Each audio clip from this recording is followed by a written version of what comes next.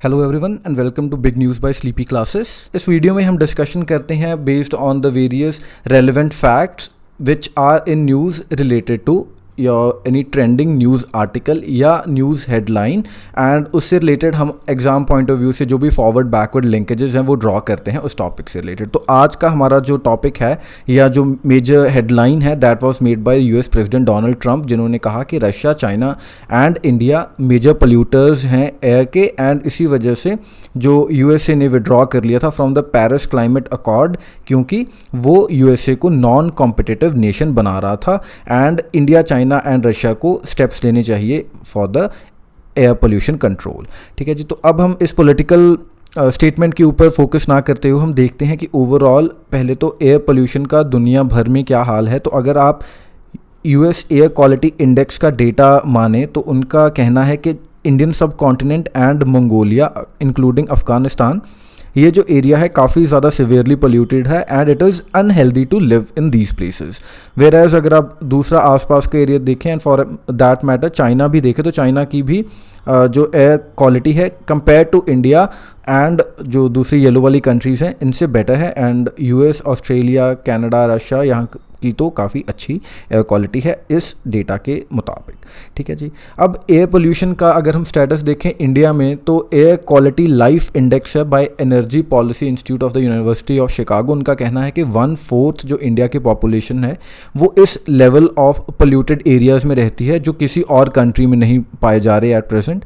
And WHO की guidelines अगर India नहीं मीट करता रिलेटेड टू एयर पोल्यूशन तो हर इंडियन की जो एवरेज लाइफ स्पैन है जो उन सेंसिटिव एरियाज़ में रह रहा है वो 5 साल तक कम हो जाती है।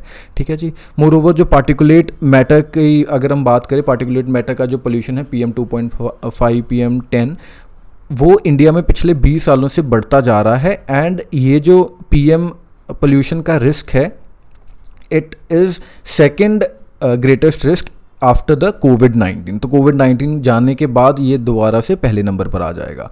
एक और जो डेटा हमारे पास क्या कहता है कि 84% जो इंडियंस हैं अपनी कंट्री के जो एयर क्वालिटी के स्टैंडर्ड सेट किए हुए हैं उनके कंपैरिजन में भी पोल्यूटेड एरियाज़ में ही रह रहे हैं। ठीक है। एंड अगर आप WHO की गाइडलाइंस माने तो पूरी कंट्री ही एक्सपोज है to high levels of air pollution.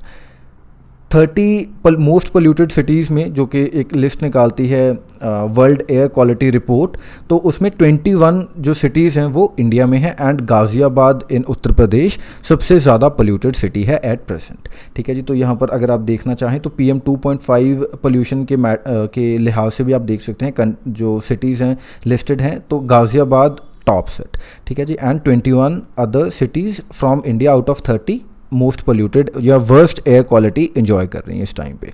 ठीक है।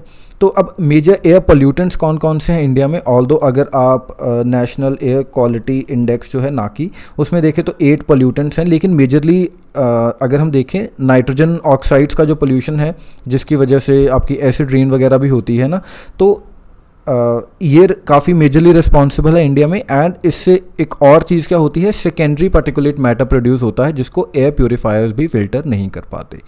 उसके बाद PM2.5 एंड PM10 की हमने बात की कि पिछले 20 सालों में बढ़ता ही जा रहा है एंड इनफैक्ट ये काफ़ी मेजर आपके जो लंग डिजीज़ हैं उनके लिए रिस्पॉन्सिबल है।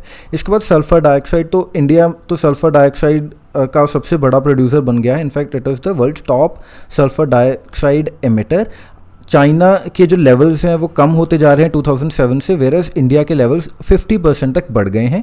And sulphur dioxide emissions majorly coal fired आपके जो पावर प्लांट्स हैं उनसे निकलते हैं, तो इसीलिए कोल फायर्ड जो पावर प्लांट्स हैं उनके ऊपर जो फिल्ट्रेशन का प्रोसेस है इंक्रीज़ करना इंपॉर्टेंट है। सल्फ़र डाइऑक्साइड भी आपकी एसिड रेन में कंट्रीब्यूट करता है एंड मोरोवर जो दूसरे कॉम्प्लेक्सिटीज़ हैं एयर क्वालिटी में वो होती हैं इन सब वजह से। तो 4 ये जो एयर पोल्यूटेंट्स हैं देखे। अदरवाइज़ नाकी में जैसे लेड भी है, अमोनिया है, ओजोन है ना, टोपोस्फेरिक ओजोन, तो ये सब चीज़ें हैं नाकी में। तो अगर आप चाहें तो एक बार इसके ऊपर भी फोकस कर सकते हैं। अब एयर पोल्यूशन का मिक्स देखिए या सोर्सेज देखिए अगर हम एयर पोल्यूशन के इंडिया में तो क्या क्या है, 45% जो एयर पोल्यूशन है वो डस्ट एंड कंस्ट्रक्शन सेक्टर से आता है। उसके बाद जो दूसरे नंबर पर है रनर अप है वेस्ट बर्निंग, जिसमें अगर आप थोड़ा रिकॉल करें कि हर टाइम सितंबर तो नहीं, अक्टूबर नवंबर के टाइम पर काफ़ी ज़्यादा एयर पोल्यूशन आ जाता है हमारे दिल्ली वाला रीजन में ना, due to stubble burning and all by the neighbouring states. तो ये एक मेजर रीजन प्रॉब्लम है। एंड उसके बाद we have transport sector contributing 14%, diesel generators, industries shockingly 8% ही कॉज कर रही हैं। लेकिन अगर आप देखें इन सब के कंपैरिजन में, अदरवाइज इंडस्ट्री की भी खासी एक अहमियत है इस चीज़ में एयर पोल्यूशन कॉज करने में। एंड लास्ट पे है डोमेस्टिक कुकिंग। तो अगर आप चाहें तो थोड़ा इस चीज़ को ध्यान में रखिएगा, कई बार कन्फ्यूज़न हो जाती है कि क्या इंडस्ट्री सबसे ज़्यादा पोल्यूट कर रही हैं या कोई और सेक्टर है, तो it is dust and construction. ठीक है जी, दैट इज़ वाई आपके जो दिल्ली के सीएम हैं उन्होंने कंस्ट्रक्शन एक्टिविटीज़ को रोक दिया था पिछले साल, अगर आप रिकॉल करें पिछले से पिछले साल भी। एंड जो ऑड इवन वाला फार्मूला लाए थे, तो वो सब यही सिम्टम्स को ट्रीट करने के लिए अच्छी हैं ये चीज़ें, लेकिन ये ओवरऑल जो एक प्लान है वो नहीं साकार कर पा रहे। तो इसके बाद फिर गवर्नमेंट ने क्या किया, 2019 में national clean air programme launch किया, waging a war on pollution. तो इस प्रोग्राम के तहत PM 2.5 एंड जो PM10 एयर पोल्यूटेंट हैं उनको 102 सिटीज़ में 20 से 30% तक हमने रिड्यूस करना है बाय 2024 एंड 20 से 30% ऑफ विच लेवल्स, 2017 लेवल्स। तो ये प्लीज़ थोड़ा इंपॉर्टेंट है, ध्यान में रखिएगा। 2024 तक हमने रिड्यूस करना है कितना, 20 से 30% of the levels which were in 2017। And जो इसके गोल्स हैं they are non binding, but अगर हमने इनको अचीव कर लिया तो रिमार्केबल इंप्रूवमेंट्स हो सकती हैं हेल्थ स्टैंडर्ड्स में, ऐसा एक्सपर्ट्स का कहना है। ठीक है जी, इसके बाद इम्पैक्ट देखिए अगर हम एयर पोल्यूशन का, तो सबसे पहले WHO का कहना है कि 7 मिलियन प्री मेच्योर डेथ्स होती हैं globally due to air pollution. तो ऑब्वियसली अगर ग्लोबली हो रही हैं तो इंडिया में तो जो सिचुएशन है और ज़्यादा वर्स होगी, क्योंकि इंडिया में compare to the whole world जो एयर पोल्यूशन के जो लेवल्स हैं वो हाई हैं। तो अगर आप देखें कि 25% of all deaths due to these they occur in India.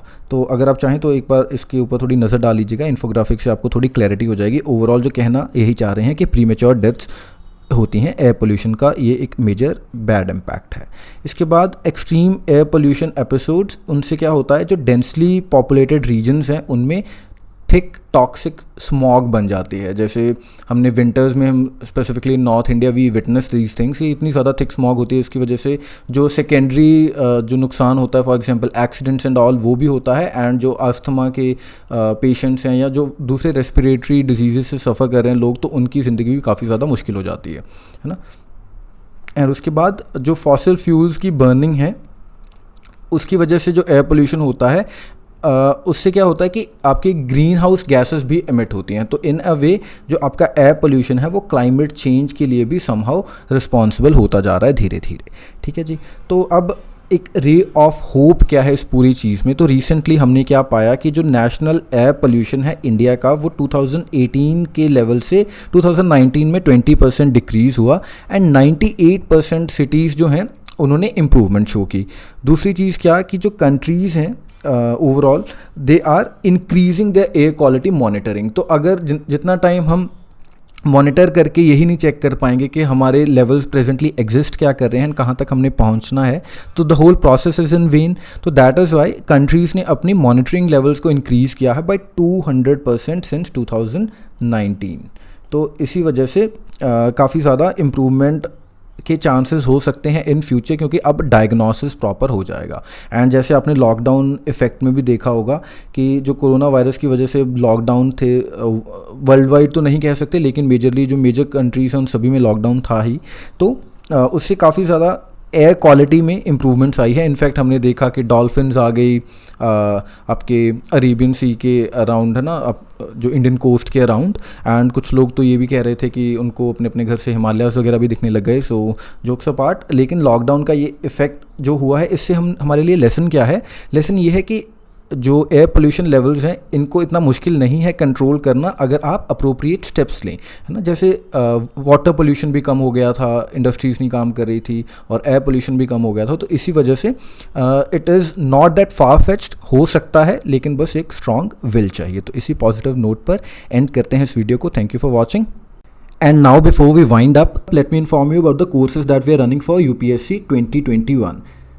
General studies के लिए प्री प्लस मेंस बैच यानी हमारा PCM बैच है, जिसमें answer evaluation and without answer evaluation का जो ऑप्शन है अवेलेबल है आपके पास, एंड आप इसको इंस्टॉलमेंट्स में भी परचेज कर सकते हैं। ऐसे कोर्स है हमारा फॉर 2021 एंड ऑप्शनल के 2 हमारे पास कोर्सेज हैं, पॉलिटिकल साइंस एंड सोशियोलॉजी। उसके बाद इन सभी कोर्सेज़ की अगर आप कोई कॉम्बिनेशन लेना चाहते हैं, PCM प्लस SA या PCM प्लस ऑप्शनल या PCM SA एंड ऑप्शनल, वो भी आपके पास ऑप्शन है। एंड फाइनली हमारी प्रीलिम्स की टेस्ट सीरीज़ है, जिसमें आप विद वीडियो सॉल्यूशंस या विदाउट वीडियो सॉल्यूशंस आप परचेज़ कर सकते हैं। इसके अलावा अगर आपको लगता है कि इन कोर्सेज़ को परचेज़ करे बिना भी आप हमें कंट्रीब्यूट कर सकते हैं, if you like what we are doing, the quality that we are providing, तो आप हमें डोनेट भी कर सकते हैं। sleepyclasses.com पर जाकर वहाँ पर डोनेट का बटन है। So that is all for the day. Thank you for watching.